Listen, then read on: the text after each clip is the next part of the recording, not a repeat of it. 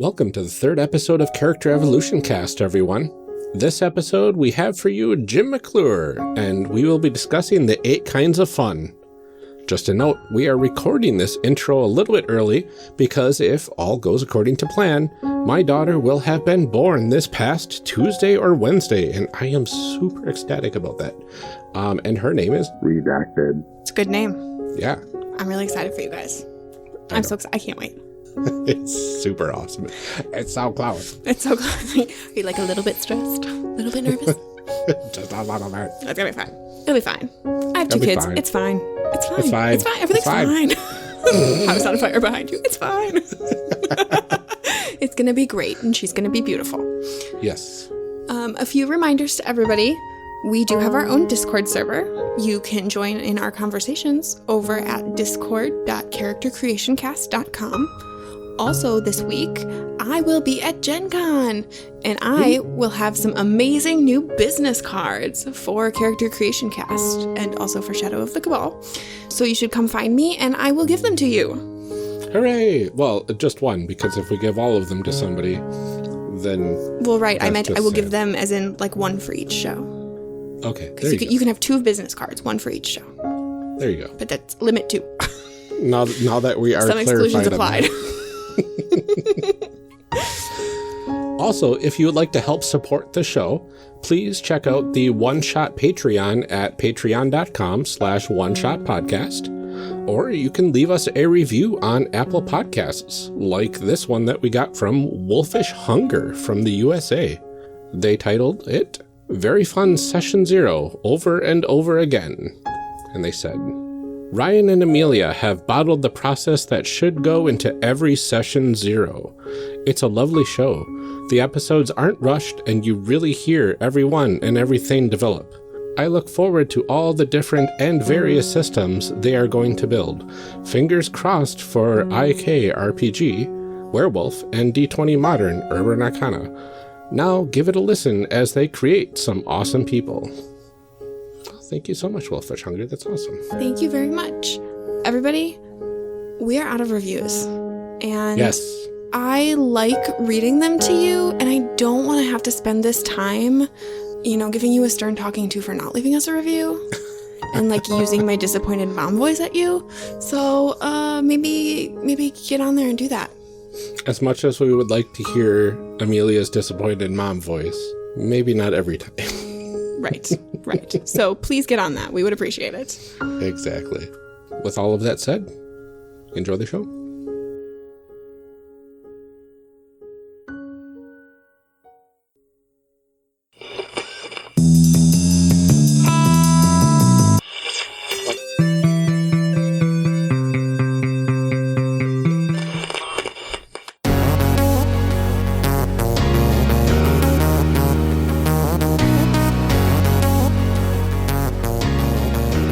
Welcome to Character Evolution Cast, a show where we discuss what to do with all those characters we just made. I'm one of your hosts, Amelia, and today my co-host Ryan and I are joined by Jim McClure, designer of such games as Satanic Panic, The Terrible RPG, and Reflections. Jim, welcome to Character Evolution Cast. Thank you so much for joining us. Absolutely. Thank you for having me on. I'm so excited, even though I'm taking, 3rd or 4th seat at this point to other individuals that have specifically called me out for such. But I'm here and I'm excited, and we're going to be talking about one of my favorite things today. So I could not be more excited. Oh, yeah, we are very excited, too. Can you go ahead and tell us a little bit about yourself, Jim, and some of the cool things that you are involved in? Oh, God. Why was I unprepared for that particular question? I host a semi-infrequent show here on the One Shot Podcast Network called Talking Tabletop, where I interview notable personalities from the world of tabletop. I am also the owner of Third Act Publishing, which is a small press RPG publishing company that does wonderful games, such as the ones that you all just mentioned. And then the other big thing that I'm super excited about, which literally just got announced like right before this episode is airing, is I am also lead designer for Roll20. You all probably know Roll20, that place online, that virtual tabletop where 3 million people go to play RPGs. They're getting into the game design business, and I've just spent the last 9 months in essentially secret working with a wonderful team of people designing the game Burn Bright, which should be in public playtest now for those that are in Roll20. Oh, that is very awesome. So excited. Oh my God. I can't even handle it. That's so awesome. I feel like that's like the perfect work for you. Like you are the ideal person to work on that. Paid work for RPGs. Yes. That I will always consider that the perfect work for me. So anyone listening to this, yeah. I like doing that. Yeah. Find Jim, pay him. He'll do stuff. I enjoy money and doing stuff. This is true. Money and or gaming, preferably both. So, Jim, one of our goals on this show is to make really great characters, but we also want to introduce our audience to people who are doing really cool things in the RPG world. And so we want to make sure we take time to do some of that here. So we're going to start by getting to know you a little bit better. Okay. I've never heard that question before. Okay. Okay. Are you ready? I'm ready. Okay. Why are tabletop role-playing games the highest form of art known to mankind? To start with, I want to tell you that's beautiful phrasing of that question. One of the best phrased questions that I've ever heard. It's absolutely phenomenal. But the reason that tabletop RPGs are one of the highest forms of art to mankind, actually, we're going to technically answer that question today, and it's because I think it engages in more types of fun than just about any other medium out there. Aha, foreshadowing. Seriously, I think art is to me, and obviously there's a thousand different definitions of art. To me, art is something external that elicits an emotion from you that's not a person, even though I guess you could maybe call people art. I don't know. The definition gets funny. I think RPGs are the absolute best medium to elicit emotion from an art medium because you are both a creator and experiencer in a way that doesn't exist anywhere else. So that is the short answer, which we'll try to keep it. That's going to be the theme today. Try and keep Jim short from his ramblings. But that's the reason why I say that tabletop RPGs are the highest form of art known to mankind. I want you to know that this entire outline is designed to not keep it short. So poor choice on your end. Poor choice on your end. We'll see who wins here. All right, Jim, people know you as a GM, a cast member on Evil Campaign, a game designer, a podcaster. What project so far has been the most satisfying for you? So the honest to goodness most satisfying project that I've worked on at this point has been Burn Bright, the Roll20 RPG that just got announced. It is this wonderful design space where I'm going, okay, we are designing a game specifically for an audience that is accustomed to playing, I'm going to say, very traditional tabletop. If you look at the metrics, D&D and Pathfinder, D&D and its various versions of Pathfinder represent something like over 75% of the people playing games. So we know that's a very heavy portion of that market. However, I'm one of these horrible indie designers, and I like my little indie designs, and I want to bring a lot of the cool, interesting design tech to this space, but yet still have it in a very familiar place for people that have essentially only played D20 games. So it has been a really unique and interesting and satisfying experience to get to develop this game that is for a mainstream audience, but is introducing them to indie design components, all at the same time bringing some brand new design tech into the RPG world. We have a core mechanic that is, I think, it is simple, intuitive, and has never been seen before anywhere, and I'm so excited for it. So that would be my most satisfying experience so far. I've had a lot of good experiences, but developing Reflections was really a lot of fun.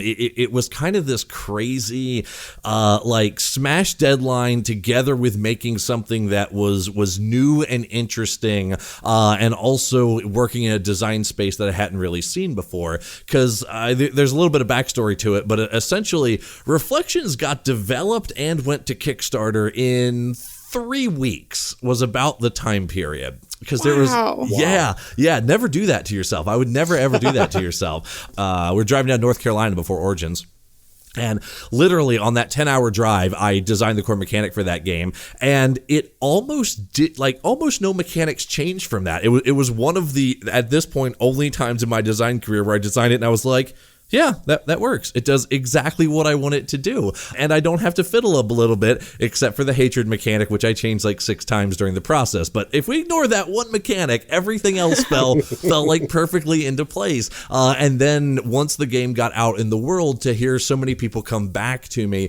I've got several stories involved with it, but there's one person that found a date after he came to America by pitching Reflections, and literally is the first date they played it. I was approached by another person out of England who is doing a live action play version of Reflections. To hear that kind of feedback and to get those kinds of interactions is very, very satisfying for me as a designer.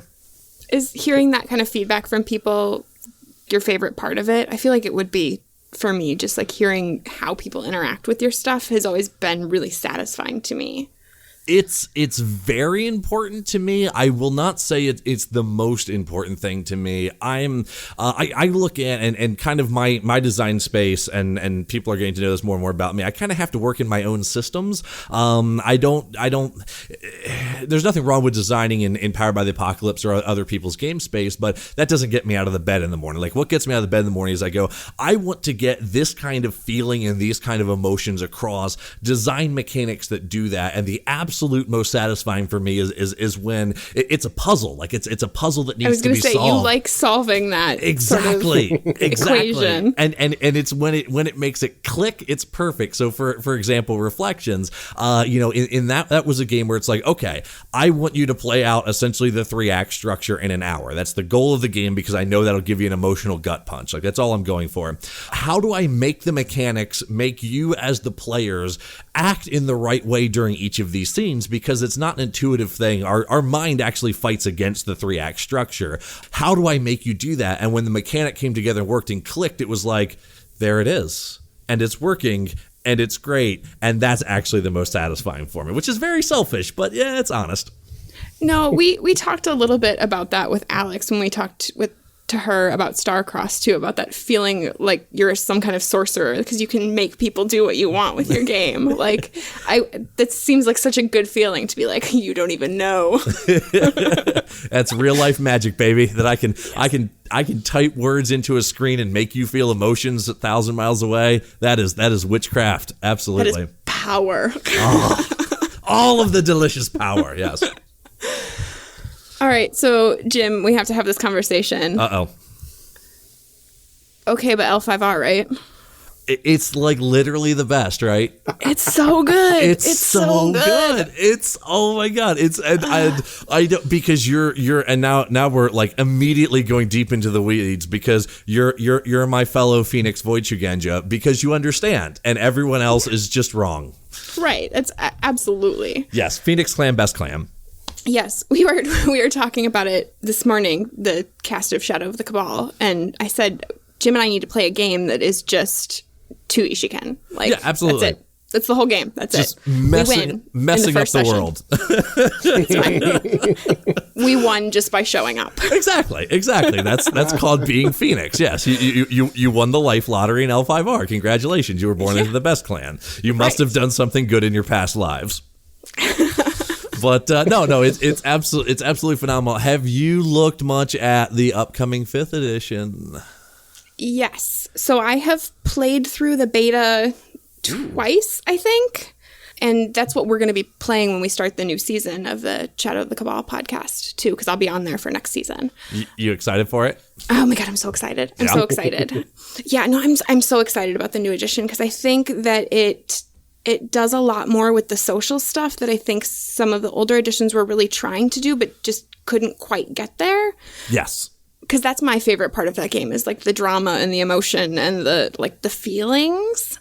And so I think that the new edition takes a lot more of that into account. Like, I'll still miss some stuff about 4th edition, but the outburst mechanic is the most brilliant mechanic they put into L5R. It is. I love it. It is perfect. When we played through the beta, you have the option of saying like, no, I don't want to have this outburst right now, and we're like, why would I not want to do that? Yeah, no, and that's like a lot of my feedback that I sent to them in regards to it is hey, yeah, you shouldn't, honestly, you shouldn't be allowing people not to have the outbursts. It's one of the most fun and interesting and dynamic things.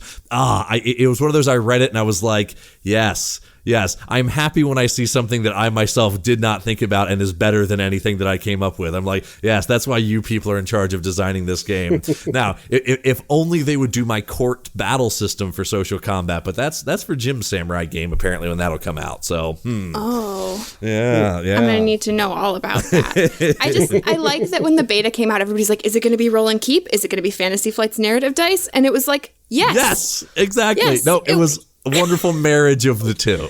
Oh, it made me so happy. Okay. So, I really love seeing both of you geek out over this game that I literally have not heard about until this year, which is... Sir, climb out of whatever hole you have been buried in. I apologize. I was a Palladium boy back in the 90s. That was my gateway system. No, so. and I mean, honest to goodness, the L5R role-playing game, it's actually, the card game is much bigger than the role-playing game ever was on it. But it's one of those where it does have a small player base, but as you can tell, a very loyal player base who makes outrageous accusations about it like it's the greatest game ever made. Oh yeah, we have a lot of feelings. Like it's so good. It's so good. I thoroughly enjoyed creating characters for 4th edition, and I'm really looking forward to 5th edition too. So did you all break it in the way that you actually, in the 4th edition, just based on how the math and the rules, you can start as a level 2 character without like any really gaming the system that much? We all got pretty close. Yeah. You can full on, and for those who don't know, there's only 5 levels in the game, and you can actually start as level 2 based on a formula and a way to buy it. Essentially, it requires buying a bunch of level 1 skills. Yeah. Oh, yeah. But yeah, because the insight calculation is just silly. It's a good concept that has some execution problems. That is like the subtitle of that game. Yes. Yes, it is. Yes, it is. I do L5R. It was a good idea. I do a seminar called The Art of Mechanics. I've done it a couple times at Origins and Gen Con and Metatopia, and I talk about 4th edition L5R because of course I do. And it's one of the things I talk about where I go, the honor mechanic is what ties that entire system together, but it's so underpowered it doesn't actually work. So therefore the whole system falls apart. But if it actually worked, it would be amazing, and most of us just treat it that way because the honest reality is the reason everyone upholds to honor is not so much the mechanic to it, it's you've invested so much of your life reading and learning and wanting to play a proper samurai that you want to play a proper samurai, and that actually holds more weight than the mechanic. But I can't give that proper points for good mechanical design when, they should fix that slightly. But that's, again, Jim's samurai version, honor will have a lot stronger focus on it. Yeah, and I think it does in the new game, if I remember correctly, that it does a lot more. But we talked about that when we were creating characters, too, because Ryan said, so I assume honor's really important, and I was like, you would assume that, wouldn't you? It tells you it's very important, but mechanically, right? Mechanically speaking, it's not. Yes. Yeah. You use it for, like, almost nothing. Exactly. But that's okay. Yep. It's okay. Okay. Thank you for having that moment with me. I know. Ryan, you can ask your next question. Well, I guess without getting into too much detail, since we're going to be covering it later, what is your type of fun, Jim? Ooh, and this is really interesting. So we're going to get into it because we are going to talk about the 8 kinds of fun today. And there's 2 things I have to say up front before I can answer that question. First being that I believe every single person enjoys all 8 kinds of fun. It's one of the core underpinning traits. So everyone enjoys those.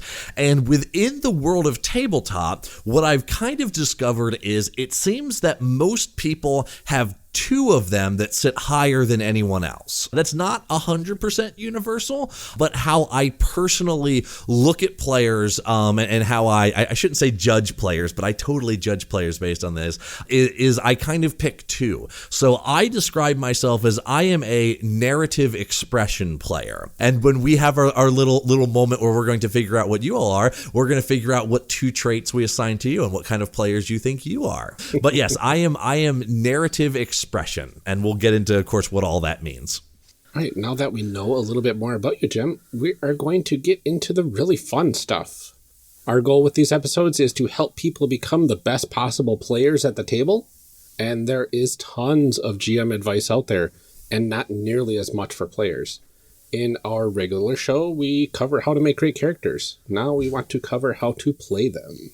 In this episode, we are going to talk about different ways people interact with games and how you can understand your preferences as a player and how to use those to push you toward a better, fuller experience. One great approach that we're going to talk about today is through a game design theory called the 8 kinds of fun. Can you go ahead and start us off with an outline of what these 8 kinds of fun are, Jim? Absolutely. So to start with, I want to give everyone a little bit of information as far as where this comes from. And this comes from a document called the MDA, a formal approach to game design and game research. This is a wonderful document. I typically reference this more out to the game design community, but it is a fantastic read if you're a player. And one of it has sort of 2 big concepts in it, one of which we're going to talk about today, which is that there are 8 kinds of fun and there are 8 kinds of ways that people enjoy experiencing games.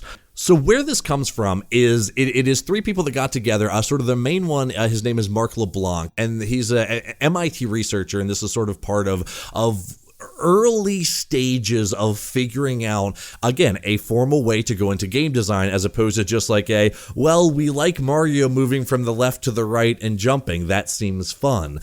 People kind of wanted like a little bit more in depth as far as like science behind this whole thing. So they put together this research paper called an MDA Formal Approach to Game Design. And as I said, one of the things it posits is that there are 8 kinds of fun. There are 8 ways that people interact with games that make up fun.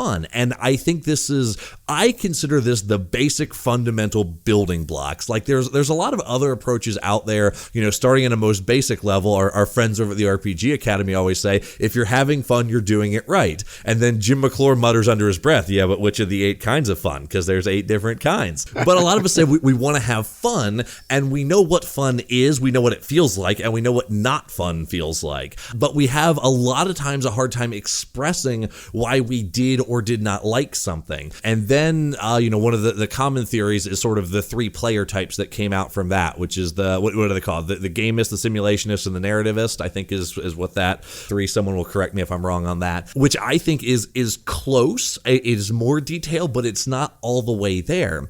And what we find out is that if you engage and look at these 8 kinds of fun, you can start really telling what aspects of tabletop play you enjoy, and you can start seeing it with your players as well. Or, again, we're talking 4 players at this point, you can start identifying what types of campaigns, what type of games you enjoy playing based on which ones are engaging with you. So we're going to kind of, again, we'll give a quick rundown, and then I guess maybe we'll talk about them individually, because there's a lot of good things to talk about individually. But to give you the 8 in quick succession, they are sensation, fantasy, narrative, challenge, fellowship, expression, discovery, and submission. So those are the 8 ways that we engage with a game that are fun. And as I said before, I posit two things. One, every single person enjoys all 8 of these. And everyone's going to have certain ones that are higher. It seems like 2 seems to be the magic number. Most people have 2 that are like, yes, these are the things that if I do these things, they're great. But as we talk about each one, you are probably going to realize both in yourself and in other people that you have played with, like, oh yeah, I saw them doing that and I never understood why. That makes total sense to me now. They were engaging in the discovery type of fun, or whatever your specific example might be. Our goal of this is going to be to help you as a player identify, as we said, what you like enjoying in games, and hopefully give you some vocabulary to be able to discuss that. Usually we see this kind of directed at GMs, and they're encouraged to understand this, in particular to kind of set up a campaign that appeals to their players and to work those ideas into it.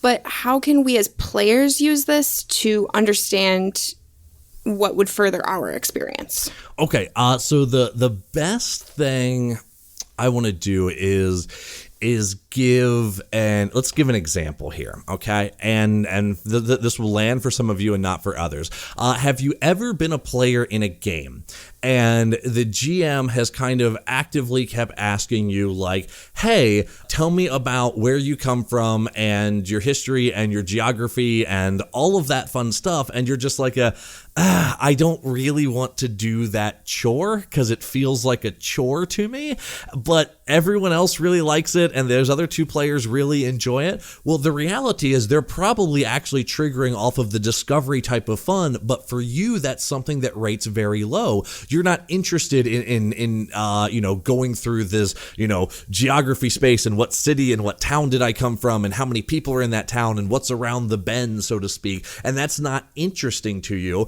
You don't necessarily know why, and you're not really sure why they're interested in it, but through understanding the 8 kinds of fun, you can start realizing like, oh, that would trigger off of this kind of fun, and maybe that's just not something that I'm interested in.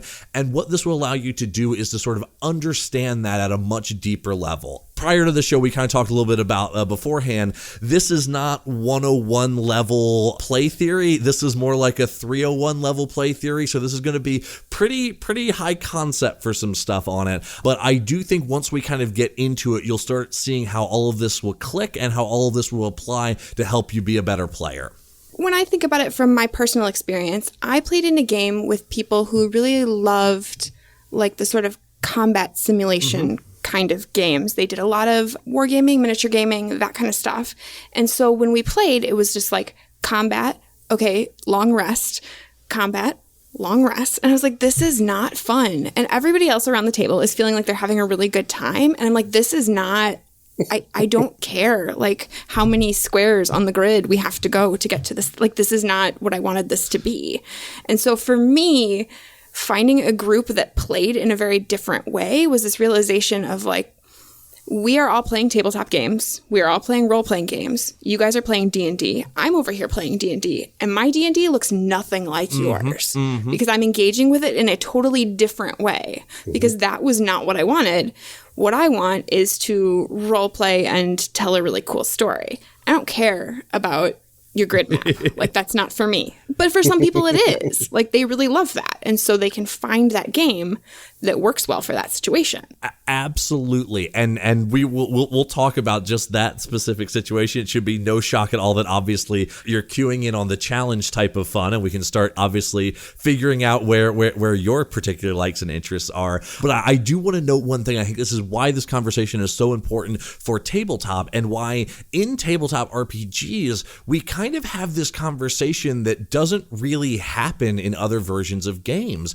You don't really hear that many people in the video game world, in the board game world going, I mean, everyone has like the types of video games they play, I like MMOs, or I like this, or I like that, because they've broken those down, and an MMO only engages in a couple of these 8 types of fun. A board game, only engages in a couple of these types of fun. A big strategy board game engages in a couple, and a light fun party game engages in a different couple, but you're really getting that same experience for it. Tabletop RPGs, most of them can engage in, I'm going to say 7 of the 8. We're going to talk about, there's one that I don't think tabletop does very well. And it's actually I'm going to say it's the holy grail of game design, just no one realizes it yet. And that's a different discussion for a different day. But it's part of the reason that we have all of this long discussions on like, well, what type of game are you playing? Because exactly like you said, people are playing D&D entirely differently. And that's because there's 7 of the 8 kinds of fun that D&D can engage with, which ones are the core focus. And if you're not interested in those, you're going to have a boring time while other people are having a great time. Yeah, definitely. In a traditional sense, we often think of the GMs as being kind of in charge of the game. So what sort of advice would we have for players who look at this list and realize that a game they are playing isn't engaging them in their preferred ways? Yeah, so the advice would be is and I think sort of one of the next steps we should do is kind of go through and discuss a little bit more in depth about these 8. But the thing I would say is a lot of times, a lot of GMs legitimately, I'm going to say try, that they go, hey, what kind of game are you all interested in playing? And typically we come down to one of a couple different answers, which is, oh, I want a combat heavy game. Oh, I want a role play heavy game. I want political intrigue. I want a mystery. I want a quest. And these are okay at describing them, but everyone listening can probably right now think of a game where it's like, yeah, I want a political intrigue game, and then we played political intrigue and it just didn't land with you, and you might not be able to explain why. What we're going to do here is to give you very specific vocabulary that you can go to your GM and go, I like to play in these types of environments, because that's what Jim goes is Jim as discussed, I am a narrative expression type of player. So when a GM asks me, what type of game are you interested in playing? I go, I want a game. I don't care whether it's a quest or whether it's political intrigue or whether it's combat heavy. None of that actually really the end of the day matters to me. What matters to me is, do we have a cohesive story with a beginning, middle, and end? And can I express the kind of player and the kind of character that I want to play? Those are the two things that matter. Those can fit into many different ones, but if I don't have those, even if it's a political intrigue, which is my bread and butter, if I don't have those, I'm not having a good time. So now I can go to my GM and go, here are the things that I want. I want a cohesive story because I am very keyed into the narrative type of fun. If we don't have a cohesive story, if we're honest to goodness, if we're letting every single player add whatever they want to the story willy-nilly and it never progresses past Act 1, I'm going to stop having fun. So I'm not a person that necessarily enjoys games that give a lot of creative control to the individual players. I kind of like those in a one-shot type setting where you're not really going to get a whole story. But for longer games, Jim McClure doesn't like those because I'm so keyed into a specific aspect of the narrative type of fun. And those are the kind of things that we're going to learn about. I feel like this is a good place to have this discussion, because I want to talk about how people can figure out what kind of fun really speaks to them. And so I think the best place to start is to kind of go into each of them and figure out what they are. Let's absolutely do it. Does everyone have their pens and pencils ready? Because there's going to be a test at the end. Oh. Yes. All right. So here we don't think that I won't write up a pop quiz for people to take, because I will do it. You should test your audience, and if they get below 70%, fire them as a listener. I wholeheartedly endorse that. All right. Okay, so let's do the rundown here. So first one let's talk about is sensation. Okay, sensation is a very interesting type of fun. This is the enjoyment of sensory input back to you. Okay, this is music. This is minis on the table. This is you see people that love to paint minis and miniatures. They're it's that tactile enjoyment. It's hearing the dice hit the table. It's playing music in the background while combat's going on. All of those, mood lighting, all of those are sensation type experiences. And it's one of the core, again, the 8 ways that we engage in actually fun is getting that sensation input. A couple wonderful examples from this. I'm very involved. I play a lot of games on Roll20. I've heard a lot of people say like, Roll20 is hard for me because I kind of like to have my dice and I like to roll them. What they're at. That's me. Yeah. What you're at. I'm one of those people. Absolutely. That's the only reason I like Shadowrun. Shadowrun's a terrible game, but you know what? I like rolling a bathtub full of dice. It feels good. Absolutely you do. It is absolutely true. And that is sensation fun. Like, that is why you enjoy that, because it's one of the core ways that we enjoy. Our senses fire off and it gives positive signals to our brain that we're doing something. I'll give a specific example that I've never heard anyone call out. Dread. A lot of people are familiar with Dread. It's a tabletop game. It's a horror game where you have a Jenga tower and you pull blocks from it. Jenga is the only, and I believe this, only game where the core mechanics fail condition has a sensation input. In every other game, we have sensation inputs for success. We roll our die and then we count it up. It's like, yes, but when we fail, it's crickets. This is a game where everything's quiet, essentially, on a success, but on a failure, platter, platter, platter, platter, platter. And I think that is one of the really interesting, unique aspects to it. So sensation is one of those type of fun for, the people that, there are people that enjoy maps and minis, not because they're interested in challenge, but because they love having all of that tactile feel to it. So that's our first type of fun is sensation. The next type of fun is fantasy. Okay, now we want to give some specific terms here. I don't necessarily agree with all of their word choice on the 8 kinds of fun, but it's a wonderful framework to work from. Fantasy is not the genre of fantasy. Fantasy is the concept of diving into a world that's not your own and forgetting about the actual world you live in. So this is fully immersing yourself in the play experience because of the world, the setting, the people that you're interacting with, all of that things. It's from a technical term, we would call it inside the magic circle. There's a lot of video games are really great about this. RPGs are not so great about this, but essentially doing specific cues to get you into the world. One of the things I do, this is slightly GM advice, but one of the things that I do is every time we start a game, like when I sit down with my group of people, it's time to play, I go, "Wary travelers." You all may have heard me make this joke on podcasts and no one laughed because no one had a clue what was going on, but it's a joke for me and I'm totally fine with that.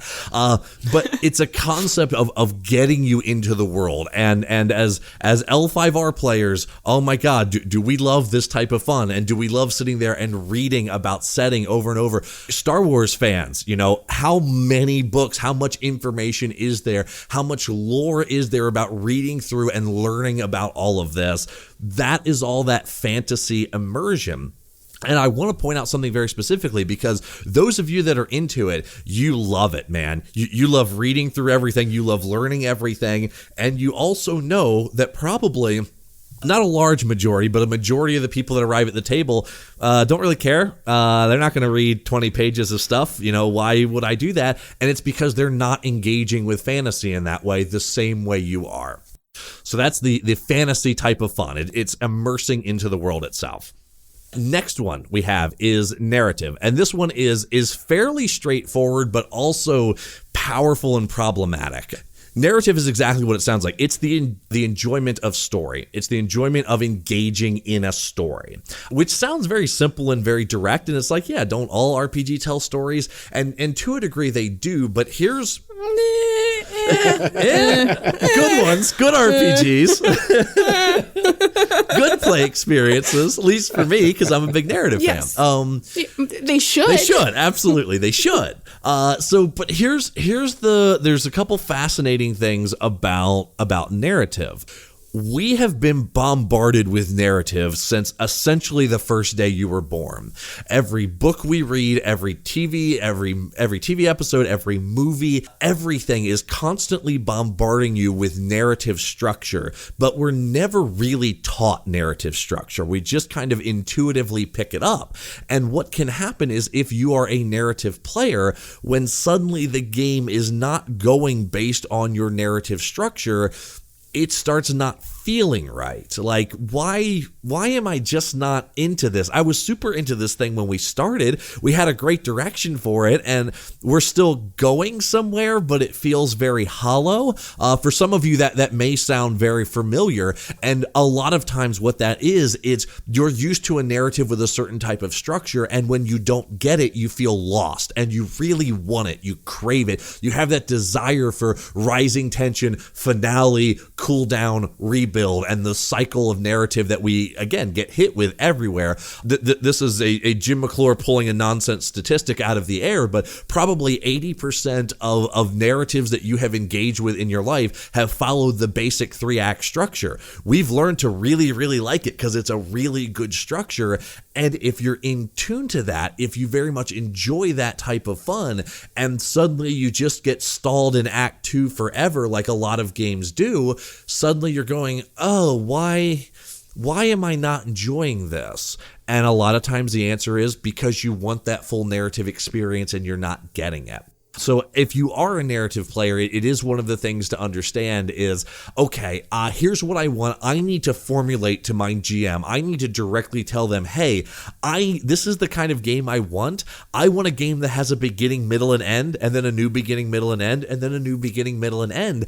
And if we never get to that end point, or if that end point is 2 years down the road, I'm not going to have fun. I'm not going to enjoy that because it's not engaging with my type of fun. Does that make sense? Yeah, that makes a lot more sense Totally. than I was originally thinking. Perfect. Well, that's... Really? I feel like narrative is like the easiest one to figure out. I always thought, it's the story. And it's like, as long as you're in the process of telling a story, that's narrative. But I never thought about the importance of the bookends in the story. And I'm like, I can think of so many games that I've played in where we've had a beginning, we've had a middle, and a middle, and a middle. And a middle, yep. And we're... Well, I feel like we talked about that a little bit when we talked about, like our three-dimensional characters in fiction and like sort of plotting things out. I mean, this is one of my personal game theories, is that metagaming is not bad. When you write a book, you don't sit down and go, just like vomit up whatever and like hope for the best. You plot it out. And so like there's no reason that RPGs don't need to be like that too. And you need to have an endpoint in mind. Like things should not go on forever. But from what I'm thinking is you can have a lot of smaller beginning, middles, and ends, and an overarching beginning, middle, and end as well, I would imagine, in this sort of... Yeah, little arcs in your full... Yeah, so you have like this... I'm waving my hands again, like people can see me. So you would have this major storyline going, but you also have these smaller storylines that are, starting and wrapping up within a shorter period of time, which would be probably very satisfying for somebody that's of the narrative type of fun. It's the difference between an episode and a season of television. Yes. Oh, and there's actually a really important thing on that. So one of the things for people that do enjoy narrative type of fun, and this is some of my own personal research, because again, I do rank narrative as my top above all else, with expression just slightly below that. But, one of the things that's interesting is the amount of time you can engage before you have a wrap up. Everyone's probably at some point, again, either in a book series or a season of television or even a movie, I felt like this thing has drug on too long. With the exception of movies, one of the interesting things is we kind of engage with stories. We have been taught that a story arc happens in about 10 to 15 hours. That's a season of television. That is the average reading of a full-length novel. We've been very subconsciously taught that. Now, I personally think that tabletop plays out a little bit slower than that just because, things don't progress at the same narrative speed. So I engage, like when I'm running games, for like 15 to 20 hours play at the table. I need to have a finale. And if I don't have a finale by that time, it could very much start to drag on. Now, those are by no means hard numbers, but it is something to think about. If you're at a player and you feel like, this stuff is dragging on, count. How many play sessions have you had, since you had a satisfying conclusion to something? If it's been a while, have that conversation with the GM like, hey, this thing feels dragging on. Can we just solve the thing and then move to the next thing? Because that would feel really good to me. And where are you going with this? Exactly. Don't ever be afraid for that. Just like, no, I'm fully engaged, but if you give me 3 more play sessions of this, I'm not going to be engaged anymore. It's something to be very aware of. And again, be very forthright with your GMs when you're talking about this. You want to be having fun. Don't let it not be fun to you. So that's narrative. Let's keep it moving here. The next one is and then we can talk after. We'll get them all out, and then we can talk all of our own wonderful. We can talk about how narrative is the best one. Yeah, that's fine. Narrative is the highest fun known to mankind, right? Challenged. This one is I'm going to say also fairly straightforward, which is it is the concept of you enjoy winning. You enjoy overcoming. You enjoy, through your own, whether it be choices or your own strategies, you enjoy beating the challenge. This is the excitement from slaying the dragon. This is the excitement from min-maxing your character to the point where it's the best it can possibly be. It's so good. And it's so enjoyable to just win at times. And this is challenge. Now, there's interesting pitfalls that come into challenge because challenge is a funny thing that we have to deal with because we only as humans understand overcoming a challenge if there is loss involved with it. It's why we need to fail rolls in D&D. It's why we need that. We need to sometimes lose combats, and we need to have lost to feel like we have succeeded. And the example that I give, Powered by the Apocalypse, is a very, very common, very good game system. A lot of people listening to this have probably played Powered by the Apocalypse games. A lot of these games go to very extreme pains to make it so that you never really fail. Mm-hmm. Now, the problem is you'll hear people go like, the game systems just don't grab me. And a lot of times when I hear that, it's because challenge players aren't really getting engaged with many Powered by the Apocalypse games. Now, Powered by the Apocalypse games are great for 2 of the 3 acts of narrative. They're great for fantasy. They're amazing for expression. They're pretty good for discovery. They do a lot of really good things, but they've kind of really cut off the thing that makes challenge satisfying. So a lot of challenge players don't enjoy those type of games. Because again, if you're always succeeding, it doesn't feel good to a challenge player to succeed. So if you enjoy challenge, if you enjoy overcoming, my biggest advice for it is like, don't see that. It's kind of weird. I hate that I see our RPG community in 2 halves, but I still kind of do, which is your traditional RPG players who play D&D and Pathfinder in these games, and challenge feels like a given on those games. Like, that's just part of the accepted experience to many of them, not all of them. And then I see the indie designers and the indie game players who go like, no, I don't, like, challenge isn't a thing that I want to engage with and enjoy with, but it is a very interesting concept. And if you enjoy challenge, don't ever be scared to go to your GM and be like, yeah, I want a fight that's hard. I want, circumstances that, I have to, skin of my teeth win. And if I don't get that, I'm not having fun. Likewise, make sure all of your other players are on board with that type of experience. Because Amelia, you were given the situation where you were seemingly with a group of challenge players who were loving it, but you don't sound like you're a challenge player. No. I mean, yeah, and that's, I'm sure a thing that we'll talk about at some point, too, here, is that I am certainly not against those sorts of things. Like, we've talked about how much we love L5R, and L5R certainly has, like, those challenge components to it.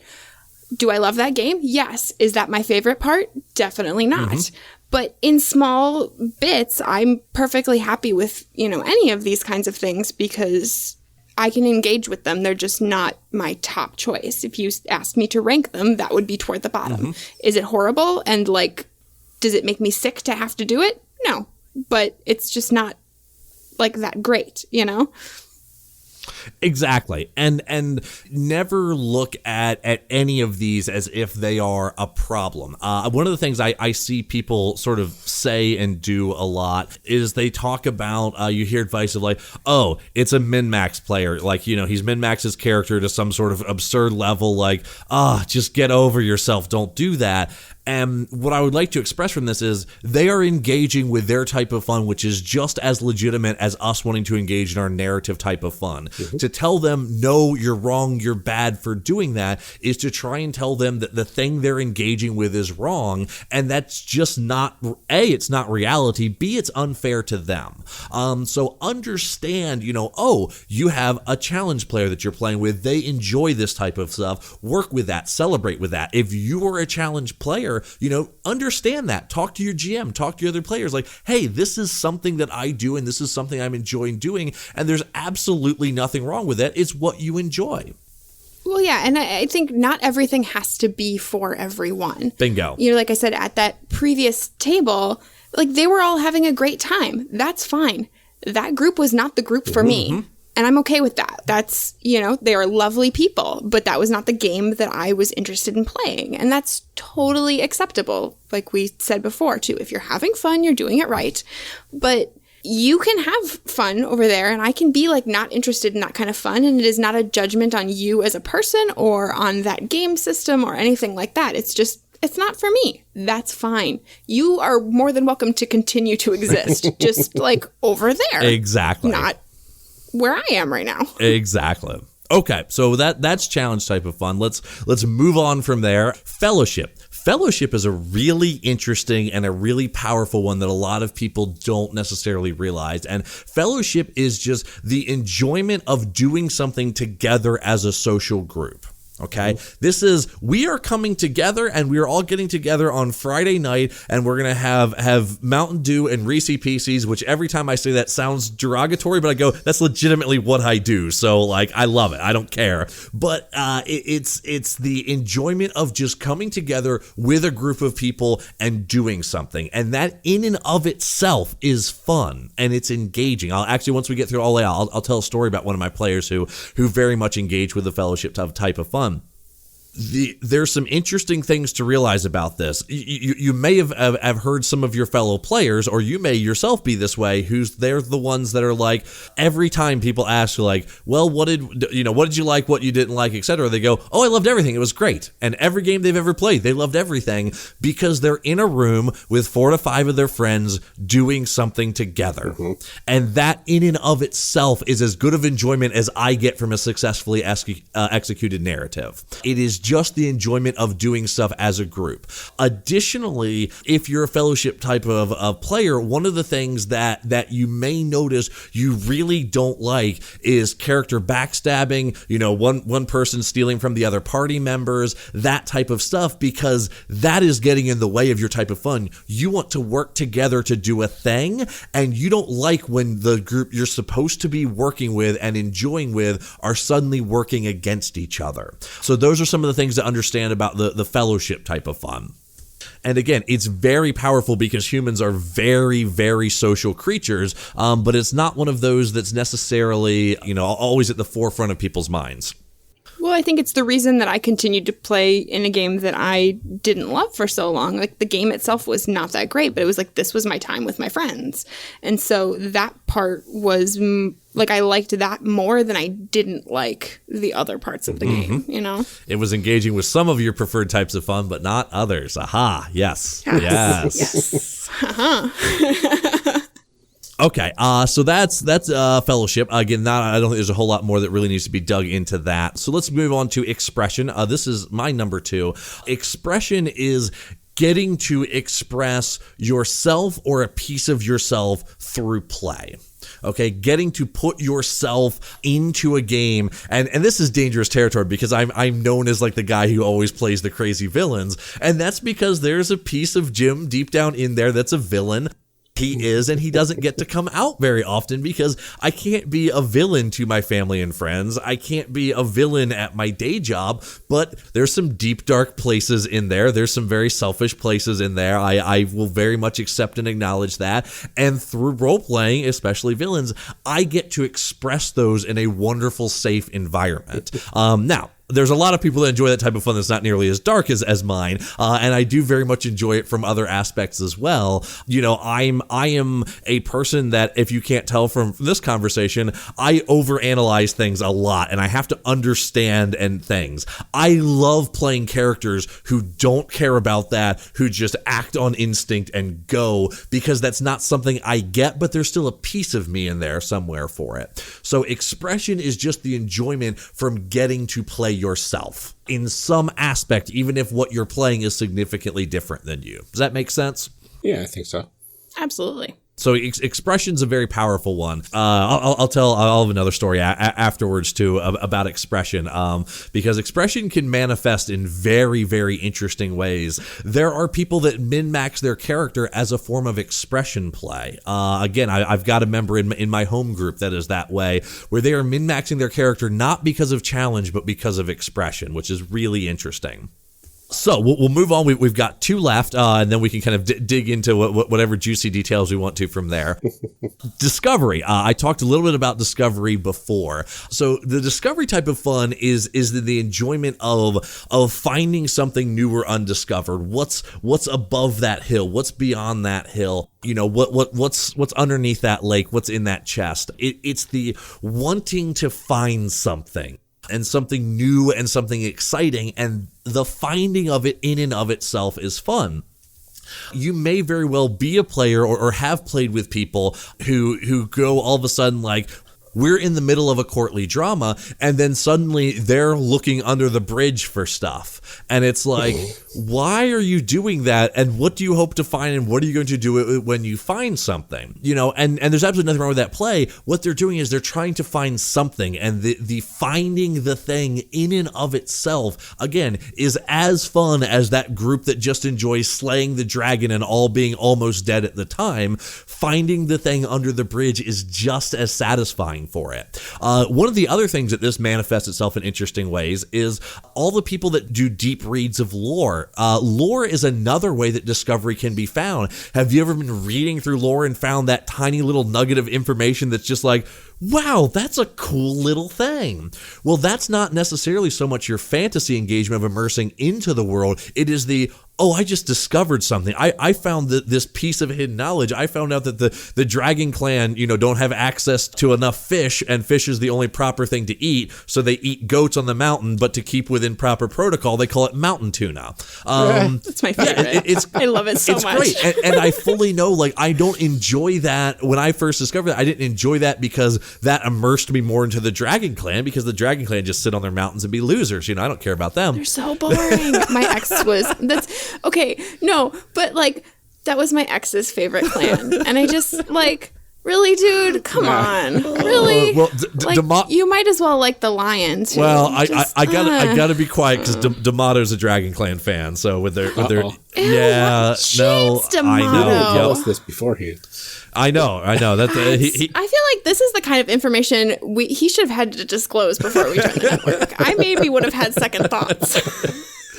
Oh goodness, but yeah, so discovering those little tidbits of information, again, that didn't make me really feel like deeper into the world, but it was like a discovery. It was like, oh, here's this little thing, and you just get this sudden little burst of enjoyment that is hard to express, and that's discovery fun. I just found this thing. One of the clearer examples, which comes from the video game world, is for those that have played Minecraft. I'm a big fan of Minecraft. Minecraft does some very interesting things with the 8 kinds of fun. It's actually why the game's as good as it is. But for anyone who's played that game and has just started walking a direction and then suddenly found this crazy geographical feature, it's like, that is so cool. That's discovery type of fun. It's looking and discovering the new and exciting. And in tabletop as a player, you might be someone that very much enjoys, having a world map and having it mapped out with your hex grids and everything like this. And it may not be from a challenge that you somehow want to beat the world, but it's I want to know that this section of the map is uncharted so I can go there. I can enjoy that. And if you do enjoy that, have that conversation with your GM. I mean, that's going to be,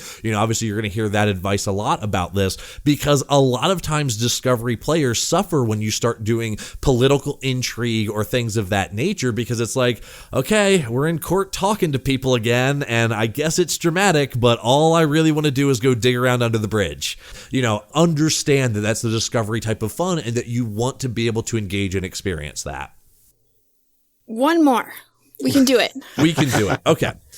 So the last of the 8 in the particular order that we described them in is the submission type of fun. So the submission type of fun is the enjoyment of whips and chains and ball gags, and it typically is compared with the dump. No, I got through the joke. Okay, I'm happy. I'm so proud of you. So the submission type of fun, what this actually is, this is the one that I do not think tabletop is good at, and there's specific reasons for it, and this is the most, I'm going to say, undiagnosed kind of fun. A lot of people don't realize how much they enjoy submission. So with all that preamble, what submission is the enjoyment of doing an activity that doesn't require a lot of thought, but just keeps you busy. It is the Candy Crush type of fun. It is I'm sitting on my phone playing Candy Crush and 2 hours disappear, and I don't necessarily feel good about myself when it's done, but I still do it. And submission is, so many of it, essentially the entire free-to-play model of video games right now is based around this type of fun. That's sort of engaging, and tabletop's tried to engage with it. It's tried to do it with things like downtime rules, but it doesn't do it very well because there's a pretty decently high cognitive load that you have to do anything in tabletop. Like, nothing happens automatically in tabletop. You have to write numbers, you have to roll dice, you have to make decisions. So it's very, very hard to engage with the submission type of fun within the world of tabletop. I do think that is the holy grail, that if a game designer could make a game, that a tabletop role-playing game that gives you the submission kind of fun, you would have a lot of people going like, man, it's not really that great of a game, but man, I just keep playing it, which doesn't sound like high praise, but that's what that type of fun actually is. So we don't need to spend a lot of time on it, unless you all believe somehow that you're engaging the submission type of fun through tabletop, but it is something to be aware of. Yeah, it's a lot more passive, yes. Which I just think that, even you look at the size of a rule book in role-playing games versus any other kind of board game or anything like that. And right away, I feel like you can kind of tell, like, this is not a passive sort of casual engagement kind of thing. Like, there's too much already before you even started to really just kind of let it happen. It doesn't just happen. Exactly. It almost feels like, with technology the way it's going nowadays, that this sort of fun could be incorporated into a future sort of game if you blend some sort of technology with, like, an app or something like that. I'm not sure how that would work, but it seems like it's something that somebody could latch onto relatively soon, I would imagine. And you're seeing that space get explored in the board game space more and more, and I think it would be well. Again, we're slightly off topic for that, but any of the game designers listening, like, that would be the space that I would be investing some time and energy in. Yeah, I feel like you would almost have to, like, I don't know what, automate part of it or something like that to, like, make it really. I don't know. Yeah, it's what. Game design is not my brain does not do that. And it's why I personally think it's the holy grail, because I don't know how to do it, and I've not seen anyone else do it, and I think it's just, again, I ultimately think that type of fun is at odds with the tabletop experience, because exactly as you described, the tabletop experience is a very active experience. Submission is a very passive enjoyment. Mm-hmm. Those are the 8 kinds of fun, and those are how we explain it. So kind of as we talked about, I think, and again, I do want to state, every single person enjoys all 8 of these. It's just at different levels, okay? I've never met anyone that doesn't like a story. I don't think it exists. Some people might go like, no, I don't really enjoy submission type of fun, but if you actually dig down and look at your interests and all that, you're going to go, yeah, you have probably several downtime activities that you enjoy doing just because it lets your brain run on autopilot, and that's great for us. We enjoy that. So everyone engages with these different 8 types of fun. It's just at what different levels for it. So me personally, like I said, I describe myself as a narrative expression type of player. If there is not a cohesive story, I'm not enjoying the game. It's as flat out and as cold and straightforward as I can get. As a player, though, one of the cool things, because I know that, is I get to kind of engage and introduce my own story into the games I play. A good example of this, and because you've already had John Adamus on the program, and we played his game, Noir World, again, I kind of played the villain, but I played Aaron Cross, and you can see where I make a story where that is a game without a GM. We're all players in that game, and I make a progressive story with a beginning, middle, and end just through my own sheer, I'm going to say, force of will and desire for it, because I can engage that. You hear people say, hey, do your own player arc. You, for a lot of times, have control over your own player arc. And through conversation with your GM, you most certainly should. If you enjoy that type of fun like I do, talk with them, engage it, make sure that arc is happening. And then the other side is expression. I come to tabletop to express a piece of myself. I want to bring it to the table. I want to enjoy it. And those are my top 2 above all else. My bottom ones are, I'm going to say kind of ever, I don't want to say ever changing, but discovery is not something that interests me very, very high at all. That would be sort of towards the bottom of it. Although I do get, again, tinges of excitement every now and then on it. And then fantasy, actually, as odd as it might sound for me being an L5R player, the immersing myself into a world is something that I don't really strive for and I don't go for. And that can be frustrating to some GMs that have run games for me who want me to do a lot of that stuff. And I go, no, I'm not at all interested in your world. I'm interested in me as a character and what my character is doing in the world, but it's all very interpersonal. I don't care about your 10,000-year war. It doesn't matter to me because I'm not engaging with that. So having said that, this is our little workshop section, and we've gone through everything. So whoever wants to jump in first, what do you think your two types of fun are? I was pretty confident before you started talking. Yeah, right? Jim does that to people. Well, because I was coming to it and I was like, oh, well, this kind of makes sense. Fantasy and narrative. I like diving into the worlds. I like having a cohesive story, and I like playing through that sort of story.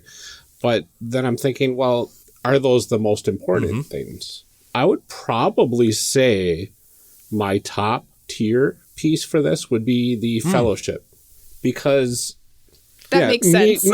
Knowing what I know about getting you. Together with my friends, we could be playing board games, we could be watching movies, we could be playing RPGs. It doesn't matter what we play. I have tons of fun playing with them. So, I mean, really, that's the part that gets me going the most, is having that social interaction with a bunch of my friends. Okay. If you had to pick a number two, what would your number two be under Fellowship? Yeah, see, it's the hardest part. Yeah. Because, okay, sensation, I kind of understand that. That's probably a middle of the ground sort of thing. I like playing with the little minis when they're available, and I like rolling the dice, but it's not important to me. I have equal amounts of fun on Roll20, or if it's just, theater of the mind sort of role-playing. That's perfectly fine with me. So I would put that at about middle ground. Fantasy, see, I love diving into these complex worlds, but I would put maybe a story above that. But now, when you're talking about expression, I love diving into the character more and putting myself into that sort of character. Might be one that you need to dwell on for a little bit, or it very may well be you've got a top one and then three that are all around equal. Yeah, it's some interesting things to think about, and then look at the type of things that you're engaging with as a player forward. Amelia, what do you think? I think that expression is probably my top one. I am a firm believer in the importance of playing things out. People are going to be really tired of hearing me say this, because now this is 14, 15 episodes of me saying the same thing every single time, that I am a huge believer in the importance of being able to play out really complex and emotional things in a safe space. That is what I want role-playing to be. That is what I get the most out of. When I'm sitting at a table, I want to be able to act out all of these things that I can't do other places, and to sort of sort out all of those things from real life at a table. That's super important to me. All right. And if you had to pick a number two? Narrative. Yeah? Yes. Yeah, I can see that. I like collaborative storytelling. I wish that I were good at writing, that I could write really good stories. I can't. But I like being able to engage with them. And collaborative storytelling, to me, is one of the highlights of role-playing games. Getting to sit around with other people and all sort of collectively make this thing. It's not so much the other people that are there, but the fact that we were all kind of making this thing together. And it has, like I said, I needed to have a firm endpoint because I need that resolution of things. So let me tell you about some of the interesting ones from that I've engaged with and within my local play group, that you can kind of see how they manifest themselves in different ways. And hopefully, if you're listening to this, you can understand as a player kind of and start realizing how you engage with certain things. I have a player that is an expression sensation player, almost without question. And that combination and how he does expression is, I kind of referenced this earlier, he likes to min-max his characters, but he's never doing it from a challenge state of mind. He's min-maxing his characters not to win the game and not to win the challenge, because he very much can enjoy losing challenges. But what it is, if we're being honest, and we've had big conversations about it, is he's at a point in his life where he very much enjoys the empowerment fantasy of, I get to go into a world and I get to play a character who is the best at something, because he needs that. It's something that he wants and desires within his world. So what he does is he goes through and he min-maxes so that he is the absolute best at doing something. Whatever it is, and it expresses itself in many different ways. But for many people who would look at it would go like, okay, yeah, you min-max your level 1 Pathfinder character to have a 26 AC. Like, okay, buddy, I get it. But in reality, he's not intentionally in a negative way trying to game the system. He's actually doing it through expression. And then the other side of him is sensation, which is, he is going to come to the table with minis. He spends hours painting them. He wants to see them in use. Even if we're just talking, he's like, hey, can we set up the minis and all that? And he's not being disruptive with that. He's just engaging with his sensation type of fun. So he's a very interesting person in that regard. I have another one of my players who is a Fellowship Challenge player. And Fellowship Challenges is really interesting, and I didn't realize this until I was a player with him in actually my favorite campaign that I've ever played in. But we hit an issue because he does very much enjoy, he wants a challenge, he wants to be able to best that challenge, he thinks about that, but he absolutely wants to do it together as a group. And one of the things that come, and some of y'all may have seen some player behavior like this with your fellow players, or you may have even seen this in yourself, where you are maybe even a little bit mad at one of the other players because they're not optimized, they didn't pick the right stuff, and you just lost a combat encounter because of it. What there actually is going on, or could be going on, and with my particular friend this is going on, he wants us to work together and optimize together to beat a challenge, and that is so amazing for him. That is everything. That is my equivalent of that perfect narrative finale to a story arc. To him, it's working together and doing that, and when someone is not doing that, he doesn't feel like we're working together. Likewise, he gets very upset anytime there's interpersonal conflict, which kind of came up very naturally in a game when we thought it was going to be great, and he pretty much just noped out of the whole thing and did not care for it at all, to the point that we had to retcon it, because he is that big on Fellowship type of play. He goes, I don't want conflict between us at all. I can't fathom that, because I'm just always like, all the backstabbing. Exactly. I mean, to each their own, obviously, but I'm just like, I'm trying to process that like, I'm always like, what is the worst thing that I can do? I'm going to do that. Exactly. But for some people, that is what they engage with. And when that type of fun is broken, can be a very, very bad play experience for them. So those are some of the unique combinations that I've seen over the years. It's funny. I think the most boring one is me. I go, narrative expression feels like, yeah, all right, you're a tabletop player, Jim. I get it. And I'm like, yeah, I am. I accept that. But there is a lot of very, very unique combinations, and they manifest themselves in very, very interesting ways. I'll talk about one other real quick for personally, sensation. Sensation is a funny one for me because I give it a midpoint, because there are some things I don't care about minis, I don't care about maps, I don't care about handouts, but I am the most mood susceptible person to music I have ever met. Like, music very much inspires me, so there's some aspects of sensation I engage with and not others. So yeah, there's a whole bunch of interesting information that you as a player can kind of gather if you start looking at these, understanding what they are, and then using that vocabulary to go to your GM and go, these are the type of experiences I want. What I think a lot of people end up in the trap, just because they don't know any better. I mean, I didn't know any better for a long period of time, is going to the GM and going, I want a combat focused game, or I want a political intrigue, or I want a mystery, and I don't really want those things. In the past, those type things have given me my particular kinds of fun. And if I can express to the GM, I want a cohesive story with a beginning, middle, and end, and I want the freedom to be able to express my character how I want. That is honestly what I'm looking for. Saying I want a political intrigue campaign will probably give me those things, but it might or it might not. Having this vocabulary and having the understanding of these things should hopefully give you, again, the ability to increase your play experience and understand what you enjoy at the table. You know, I'm thinking back on picking our favorites before, and Ryan, I have to tell you that I know that Fellowship is your top one because of when we recorded our Edge of the Empire stuff. Because Ryan went first, and Ryan picked to play a human medic.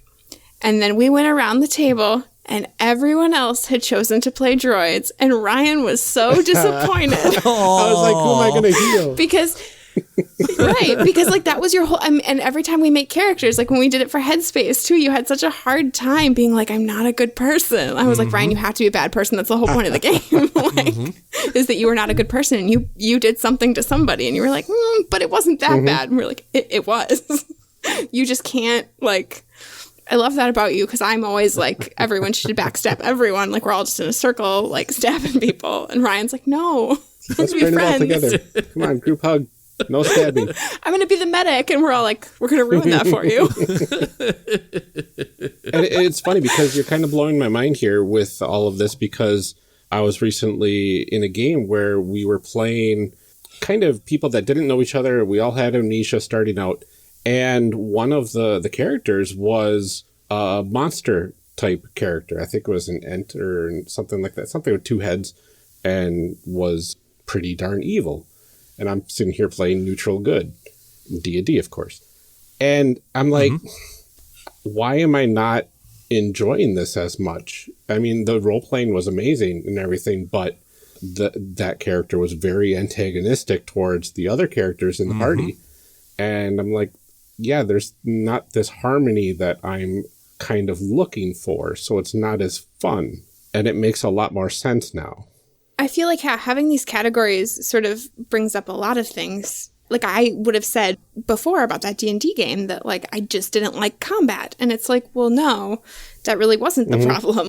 It was just like challenge just doesn't, it's fine, whatever. Exactly. And I'll bet you fully engage with situations where combat is part of telling the story. It's an important piece in the story, and suddenly it's like, oh, that's really good and interesting. And I'm totally on board with that, because that's still combat, but engaging with the type of fun that you like to engage with. Right. Yeah. Like this life or death duel that has this outcome eventually that decides everything. That's very important to me. Just slaying whatever dragon over there for no reason is not like, whatever. Yeah, so this is the magic of the 8 kinds of fun, and it's one of those I like talking about it, and people I'm like, people are like, well, tell me about it. I'm like, this is kind of a concept that takes like an hour to describe, but once I describe it, and kind of go through everything, you go, oh, okay, no, this totally makes sense, but it doesn't have a really great elevator pitch to it. But hopefully, as you all have listened to this, it will give you tools and some understanding as far as what you can do to kind of engage with this further, and hopefully again optimize your own play experience and be able to work better with the GM. Where you were describing, that you don't engage very well, or you notice you've had problems when the party isn't cohesive. Have you ever gone to a GM and go, yeah, the type of game I want to play is a game where all of the party works together? Probably not. You may have. I'm not sure, but it's not a way that people normally think about phrasing the kind of things that they want from a game. So now, after going through the 8 kinds of fun, hopefully this will be something that will help you along your journey in finding the type of play experiences that you want. Yeah, definitely. So do you think that the best way for people to do that is to kind of look back on their past experiences and see what kinds of games they enjoyed in particular, or are there other ways do you think that people can kind of really suss out what works for them? Well, if they took all the notes that we told them to take, hopefully they'll have it, because everyone listens to podcasts with a pad and a pencil next to them. But in seriousness, some of it's going to depend on you personally and how introspective that you are. I personally believe one of my qualities is I'm very introspective, and it comes to, again, my whole thing of I have to figure out how the thing works. It's a defining quality of Jim, and that includes for Jim himself. Some people, if you're being honest with yourself, not everyone's that good at understanding yourself and what exactly you do and jive with. So the important thing to do is, I think exactly what you said, Amelia, is kind of look at what games you have done and what you've enjoyed doing, and don't try and, within your own mind, don't try and sugarcoat it or justify it and go like, well, I shouldn't really want to win because games aren't about winning. Like, if you enjoy winning, understand that, accept it, embrace it. There's absolutely nothing wrong with that. If you're the kind of person that just like, hey, I don't really care what we do as long as there's a group of 5 of us together doing it, do it. Don't ever think that that's bad. Think that that's great. Understand. So my biggest advice is look at what the aspects that you're actively engaging. Look at what happens at the table that you most come alive from, and really think about what you're actually enjoying from that, and try and figure it out, because what it will do is it'll only help you in the future to be able to engage with those things more and have more fun as a player. And that's really what all of it is about, is not even, pigeonholing yourself into a particular kind of game or anything like that. But I think that you always get more out of something when you know what you're looking for. Like, you go to the grocery store and like, you are going to walk away happier if you went in with a list than if you just like wander around and hope for the best. Mm-hmm. Like, you will come home with the correct things that way. And I think that this is the same kind of situation. Knowing what you want is going to produce the best outcome. Mm-hmm. Absolutely. With all of that in mind, now that everybody that has been listening knows exactly the type of players that they are and the games that they enjoy. They've figured it all out over the course of this episode. Should players have these sorts of things in mind when they actually go to start creating their characters, as opposed to, trying to figure out what sort of game they want to play? I think, interestingly, it depends, because you could very much see kinds of fun, and obviously I don't want to say this goes against the theme of your podcast as Character Creation Cast, but there are some players that what they create is not going to matter. I could envision a Fellowship Sensation player that it's like, yeah, just give me whatever you got, because I actually don't care about creating characters. And then there's people like me, where expression is my number 2 thing, where it's all about creating the character and it's all about understanding that. So I do think for some people it matters, and for some people, understand, character creation might not be even something that you're interested in based on your types of fun. And for others, it might be I enjoy expression in the way that I can go through, and again, like the friend I said, that I can make myself be the best at something, and I enjoy being able to be the best at something. So I can play that type of character, and I can create that type of character and understand that, and have that conversation with my GM and have that conversation with my other players of going, I'm not trying to push this game into some, massive arms race that I'm the best at doing something, or that we are so mechanically good that we're outclassing all of the things we're supposed to be fighting, but I enjoy doing this. I want to be this. I want to express this part of me. So I think it will really, as you're creating characters, it's something to definitely look at. Another great example, if you're a narrative type of player, which I am as well, and you're making your character, one of the things that really helps is to, you see this in a lot of character questionnaires. What is your objective? What's your lifetime goal? L5R, I always think, has the absolute best for this in the game of 20 questions. It says, how are you going to die? I love answering that question so much, because it's like, essentially answering that question is, how do you want to live? But it's phrased in the way, essentially, what do you want to die doing, or what do you think will die? And that will express how you live. If you you're a narrative player, what you're doing is you're setting the starting point for your narrative. You don't want to have a completed narrative. You don't want to have nothing to work off of. You want to set a starting point. If you're an expression, you want to have the pieces together that will allow you to express it. So as you're designing your characters that you want to play, it's one of the things to really take a look at is, what are the things I'm going to enjoy playing? How do I make a character that does that? And intuitively, I mean, you just said it. You enjoy fellowship type of play, and a lot of times you play healers and support classes. Why? Because you're supporting your friends around the table. It's engaging in that fellowship. Knowing that and understanding it will let you dig deeper and focus more on the things you're going to enjoy doing at the table. Well, and I think sometimes, particularly in games where you have a session 0 or something, for those fellowship players, it's really important at that point to kind of discuss your party dynamics too, because I like to play those games where is intra-party conflict. And so that is a thing that comes up often for me in session 0 is I want to have these sort of hooks to kind of fight with other people. I like that kind of conflict. And for somebody like Ryan that doesn't enjoy that, that's also an important thing to think about when creating those characters, that like you don't want to have that antagonistic relationship. Exactly. So in a session 0, that, having that exact conversation, that vocabulary, very much goes like, oh, well, we can have a thing where your character is liked by everyone and Amelia's character likes them, but Amelia's character is antagonistic with other players, because then that's not as jarring to your experience. Now, again, as a fellowship, seeing players fight still might not be exactly everything that you enjoy doing, but it's also part of the negotiation. I think you're exactly right. That's exactly what a session 0 is supposed to be, because the reality is you are never going to gather, 5 people and a GM around a table that all are enjoying the exact same type of things in the exact same ways. So everything with it is a negotiation about, what we're going to do, what we're going to engage with, and what we're going to enjoy. We've talked about this a little bit, but do you think that RPGs are better at certain kinds of fun than others? And can we as players bring additional aspects that might not be there to begin with? So there's an interesting thing. We talked a little bit about it, and I was only being half facetious at the beginning of this thing. I do think tabletop role-playing games can engage with more types of fun than most any other medium. Most of the other mediums engage with a very select number of these. Tabletop, I think, very much can engage with, as we said, 7 of the 8. I don't think it does submission well for reasons that we already discussed on it. But I think that tabletop very well does all 7.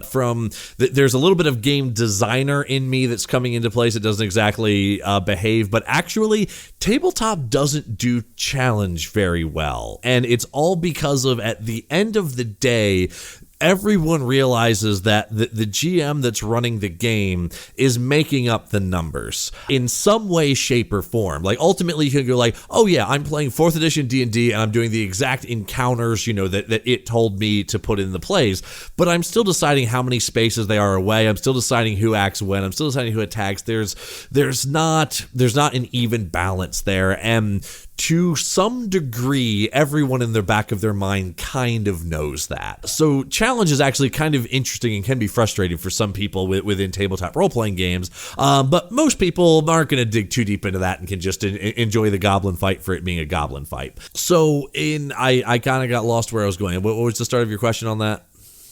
Well, how can we as players bring in additional aspects that maybe wouldn't be there to begin with? Okay, yeah. As players, to understand this and what kind of you can bring to the table is you very much can bring your own interests and desires. Now, some of these types of fun are more active and some of them are more passive. Fellowship and sensation and submission are all more on the passive end of things. So those, if you want to enjoy those, they need to be more of a conversation up front and setting the tone and setting what's going to happen at the table. Fantasy is kind of a little bit passive at the same time. If you're a discovery type of player, that is very much something that you can bring to the table. If you're a narrative player, that is something you can bring to the table. Obviously, expression very much are things that you yourself as a player can go, okay, I'm going to establish my own narrative and I'm going to have my character arc, be damned, it's going to happen. That's fair warning. You get Jim McClure at your table, that's how that goes. Jim is having a character arc. I don't care if we're playing an hour-long game. Like, it's going to happen. This is a game of sorry, and now we have made up a whole story about this one Goa-con. Exactly. It is and his struggles very to get serious. His struggles to get to the store and his revenge list that he's making. But at the same time, he's also sad because his father had one and he never came back to the store, but his mother said always forgive. So yeah, we're already in right, the narrative exactly. story. Yep, exactly. Yeah, I mean, I don't know if everybody else played that way, but like that's, Exactly. I know what I'm about. Yeah, exactly. So you can, as a player, very actively bring these things into it. But the thing to be careful about is kind of, as we've talked always, like, you need to have the conversation with your other players and with your GM about it, because a lot of the things, if you notice when I was going through these, a lot of the things that I kind of brought out as, I don't want to say problems, but what can be points of friction between players is when people bring these things into the game without the buy-in of everyone else. I use Discovery as a big example for that. Of, we are doing a courtly drama and everyone's very invested in it, and we turn to our Mantis Clan samurai and he's digging through the hold of a boat out on the harbor, and you're like, Jim, what are you doing, man? We're having not what we're doing right now, man. Exactly. That is engaging and bringing your type of fun to the table, but without understanding, without buy-in from everyone else as far as what's going on for it. And the reality of that is you're probably doing it because you probably got bored because you didn't realize you enjoyed the Discovery type of fun and you're stuck in a courtly drama. Yeah, I mean, and I think that there's a lot of times where you can end up really disappointed by that, too, because if the GM has this sort of political intrigue thing happen, you're out in the harbor digging in that boat, and they've got nothing over there. You're going to come away like, well, what was that? There was no point in that, because that is not where the story is. It's over here. So not being honest about that, too, can lead to much more disappointment than just like neutral, not fun. Exactly. So bringing your particular interest is something that you absolutely should be doing, but you should be doing it in a very direct way. I mean, you at the beginning said like, I don't think people should be discouraging meta type conversations, and I'm like, yes, absolutely, you're right. Do not discourage. As a matter of fact, directly tell everyone you're playing with what you want to do. Use this language to go, again, if I'm sitting down at your table and you have a session 0, I'm going to directly tell you, I want a story with a beginning, middle, and end. And if it starts petering in the middle, I'm going to tell you because I'm going to get bored, because that's what I've experienced in the past. Have these conversations. I mean, we're all getting together to have fun together. By all means, make it the absolute best you can make it. If you are going to get bored, stuck in one place because you're not discovering new things, go, hey, I want a game where we go out and explore. And you know what? If we're going to do a courtly drama, that's fine. But GM, can you at least as part of this make it so we need to go out in the wilderness and investigate something to find something or anything? You're the GM, you do your magic, but I'm going to want that in the game, or I'm going to get bored with it, and that's being honest. Well, even in like the courtly drama thing that you're talking about, I can easily picture that drama being a distraction for this one player to sneak off and start looking around some rooms and trying to find some actual information that will help the drama progress. Well, all I can think is like a scorpion would be really good at finding those things through a conversation. Like, it doesn't have to be like digging in the back garden to find a dead body. Like, it can be extracting information from people. And, there are multiple ways to do that. And I think as a player, being open to understanding that you can engage with those things in multiple different ways, too, is really important. Absolutely. That it doesn't always look the same. I think the other thing is remembering that session 0 is not the only time that you can bring these things up. Particularly, the example I can think of is Fellowship. But I've been in games where there's been some potential backstabbing happening, and somebody has turned to me and said, hey, out of character for a moment, is this okay with you? And of course, being me, I was like, yes, absolutely, do it. Like, great, perfect.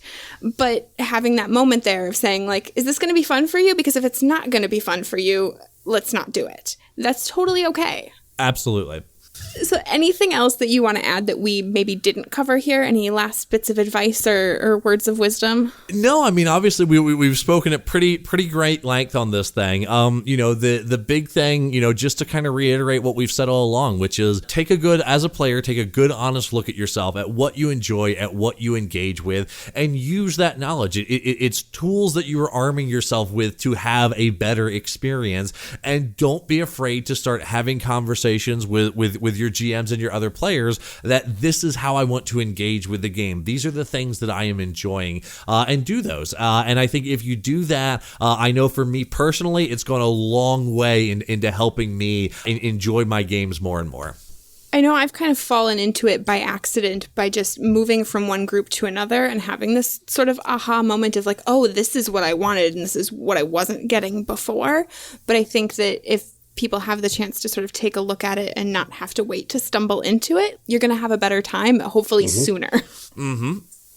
Oh, and then actually, I'll give one other piece of advice to players out there. Once you figure out what you do like and you do enjoy, I would highly encourage you to intentionally try the other kinds of fun. I'll give you a personal story here. I challenge forever was rated very, very low for me because I don't care about challenge. I don't care about beating things. I never have. I've never been a big competition person. And then one day, actually within the last couple of years, this is a more video game story, but a friend of mine was like, we're both big fans of Mega Man X, if anyone remembers that game. Such a good video game. One of the best ever made. Phenomenal. And he loves, like, every game he plays it the first time around on the highest difficulty level. It's the type of, he's a very much challenged type of fun player. And I don't like any of that, but we were watching some speedrunning videos, and I got into speedrunning stuff, which is another rabbit hole that you don't want in your life. But it's nuts. Yeah, I'm there. Yeah. SGDQ was just a couple weeks ago. Yep, so much fun. Yeah, I know. My son is like all about that. He's like, I know about this glitch, and you can do this. I'm like, yep. I don't care. I do not. Like, I could not possibly. I love you dearly, but I don't care about what you're saying. But what was interesting is we were talking about it. He's like, all right, if you would speedrun one game, and I go, it'd definitely be Mega Man X. Like, I've played that game beginning to end, probably over 100 times. I love that game so much. It's like imprinted into my mind. And I was like, I'd probably do that. He goes, we should totally do a challenge run and just do it like just Buster Rifle only. No upgrades, nothing. And I'm like, I don't know. And I had an amazing time. We got all the way to the final form of the final boss. Could not beat him. It's way too hard with no upgrades to beat him. You have to be absolutely insane to do that. But we got that far, and there was moments in that where I was like, oh my God, this is what people who enjoy challenge are enjoying. Like when I beat whatever that one, there's that one sub boss that is just like a giant mouth maul tank thing. For those who play, you know what I'm talking about when you're going through Sigma. And it's like when we finally, it took us probably 30 runs on that. And man, when we finally beat that, we jumped and we hugged and we high-fived, and it was just this, and I was like, this is enjoyment of the challenge type of fun. I just had never experienced it in the right way before. So one of the things I would say is once you establish your type of fun, doesn't necessarily you're going to fully enjoy the others, but I would encourage you to actively try because you might just not have ever experienced it in a way that really worked for you. You know what, though? That doesn't entirely surprise me because just listening to you talk about like figuring out mechanics in game design feels like its own sort of challenge. It is. That like getting those things to click feels really good for you. Mm-hmm. So like I think it makes sense that it's not in a combat overcoming this, like we killed the dragon, we crossed the chasm, whatever, but like in your own personal way in this particular thing that works for you. And for all the compliments I gave myself about how introspective I am, I never realized that until this exact moment when you said that, but that's absolutely true. Yep, it 100% is. Amelia is full of insight. Exactly. About other people. All right. Well, thank you so much, Jim, for sitting down with us. We really appreciate it. Absolutely. Thank you so much for having me on. It was a wonderful amount of fun. I was so happy to get to talk about, again, one of my absolute favorite subjects, and also, of course, to get on your wonderful podcast. Can you go ahead and remind everyone where they can find you and a little bit about your projects? Yeah, sure. The best way to directly interact with me seems to be Twitter. I am at GM Jim McClure, which I'm more and more regretting that name because I made it because I was, I guess, known as a GM was sort of my first thing, but now I'm like, oh, I guess I still do GM things. But yeah, anyway, so at GM Jim McClure, that's JIMMCCLURE, is the best way to interact with me on Twitter. You can also find all of my game design stuff over at thirdact.pub. That's THIRDACT.pub. And that's where all of my game design stuff is. Also, very much go on over to Roll20 and check out Burn Bright. Again, at this point, it's an open play test. I think it's to subscribers only. But yeah, that's pretty much where you can find me. And then coming up, I'm going to have 2 Kickstarters this year. Domina Magica will be coming out actually very shortly after this podcast drops. We're going to Kickstarter on August 7th. It's myself and Emily Reinhardt have designed a magical girl RPG that has, oh my God. One of the core mechanics for it is, are you familiar with what a cootie catcher is? Yes. Which is the little thing, the piece of paper that everyone in middle school folded up, and you write numbers and you go, open, close, pick a number between 1 and 8, yada, yada, yada, flip it up and it'll tell your fortune. That is a core mechanic of the game. It's how you do world building is you fill out a cootie catcher and then it's used later. It's got so many cool little things to it. Do the character sheets still have you draw like your magical girl persona on there? Absolutely they do. Absolutely, they do. I didn't get a chance to play it at a Catacon, but the other boys from Shadow of the Cabal did, and they have been talking about it nonstop since then, like waiting for this Kickstarter. So they're so excited about it. Because we were talking about it, and some of the things like the cootie catchers, I know that's going to be new. Like they hadn't experienced that. Like I'm so happy with the direction the design on this game went. Yeah, Domina Magica is going to be on Kickstarter August 7th, and then Reach of Titan, which is my big fighting giants game. Which is going to be much more towards challenge type of fun with some very interesting world building and fantasy elements to it that I'm kind of excited for. But it's a game about, if anyone's played Shadow of Colossus, the video game, it is the tabletop RPG. That's awesome. Yeah, the only difference being obviously because as a tabletop, you're a team of people, not a single person doing it. But yeah, think Shadow of Colossus if it's a group of 4 of you instead of a lone traveler, the RPG, and that's going to be in October. Jim, you're saying all the right words that you have the magical girls and you sealed the deal with Shadow of Colossus, and oh my gosh, I'm so excited for both of those now. Wonderful. Well, those, again, Kickstarter, Domina Magica, August 7th, and then Reach of Titan will be in October. We look forward to it, and I'm sure we'll put it in our announcements and stuff when all of those are out, because I know plenty of people who are really excited about it. Oh, and the great thing about Domina Magica, if you back the Kickstarter, you immediately, as soon as you back the thing, we are shipping you, we actually have these amazing slap bracelets that have fight like a magical girl with the logo on them. So if you back, you immediately get one of these slap bracelets sent out to you for it. And our only promise is you have to take a picture of it on your wrist and post it on Twitter or Facebook or whatever. But yes, that is, it's going to be, it's such a stupid little thing, but I'm so excited for these slap bracelets. Well, thank you so much for joining us, Jim. It was awesome to talk to you. And thank you everyone for listening. Absolutely. Thank you for having me.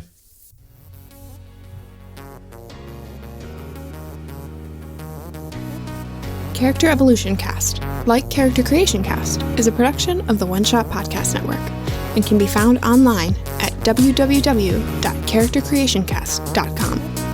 Head to the website to get more information on our hosts and guests, or even find some of our character sheets. Character Creation Cast can be found on Twitter at CreationCast. I'm one of your hosts, Amelia Antrim, and I can be found on Twitter at Ginger Reckoning. Our other host, Ryan Bolter, can be found on Twitter at Lord Neptune. Music for this episode is used with a Creative Commons license, or with permission from the podcast it originated from. Further information can be found within the show notes. This episode was edited by Amelia Antrim. Further information for today's guest can also be found in the show notes. Thanks for joining us. And remember, we find that the best part of any role-playing game is character creation. So go out there and create some amazing people. We'll see you next time. Character Creation Cast is hosted by the One Shot Podcast Network. If you enjoyed our show, visit oneshotpodcast.com, where you'll find other great shows like Design Doc. Join hosts Hannah Schaefer and Evan Rowland as they redesign a role-playing game. Design Doc is an experiment in public, participatory, analog game design. It's fun, it's messy, and you're invited along for the ride.